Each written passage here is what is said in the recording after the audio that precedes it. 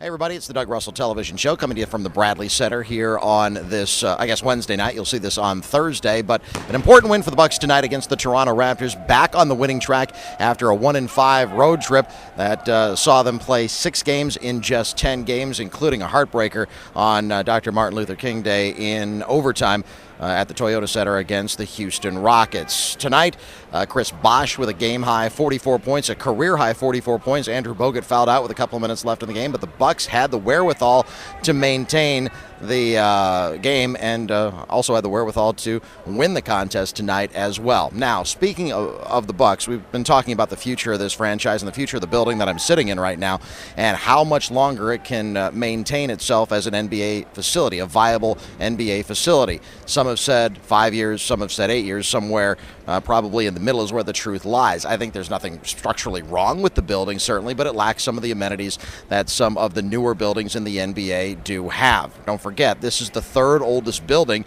in the National Basketball Association, aside from the Nets and the Knicks home arenas out east. Now, what do the Bucks have to do in order to get a new building? It's pretty simple. They have to win first, and the way the economy is right now, it's not the same as it was in the mid-1990s when the fight for Miller Park was going on. They also, the Bucks, don't have the same cachet that the Green Bay Packers did to get the rebuild of Lambeau Field done. So what do they have to do? It's the same adage that I've been preaching forever in sports: winning cures everything. If the Bucks don't win, there's not going to be a new building that's going to house this team.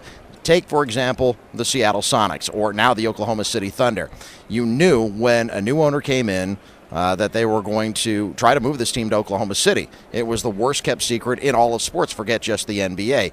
Take that example, because it was promised that if you don't have a new building, they were going to move. Guess what? The Seattle Supersonics are no longer. They're now the Oklahoma City Thunder, and there's a reason for that. But the voters of Seattle kept voting down time after time after time after time a new building. It's going to take bold, visionary leadership for a new building to get accomplished here in Milwaukee. I hope it gets done. I'm not going to hold my breath for it to happen anytime soon, but the $18.3 million that Michael Redd is due next year, that is choking the life, unfortunately, out of not only this organization, but it's choking the life out of basketball, professional basketball here in Milwaukee, and that's a sad state of affairs, but that's just the way it is right now. It was a disastrous contract when it was signed, and if you can't stay on the floor, you can't at least even trade the guy and try to get something else in return. So hopefully things will turn around for the Bucks. Hopefully they'll continue to win like they did tonight here at the Bradley Center against Toronto. Coming up on Saturday night, it's the Minnesota Timberwolves. They're one of the worst teams in the NBA, so look for maybe a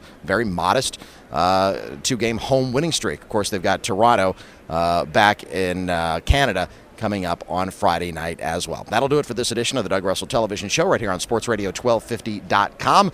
We'll talk to you tomorrow morning starting at 5 a.m. on the Doug and Mike Show on AM 1250 WSSB. Have a great day, everybody.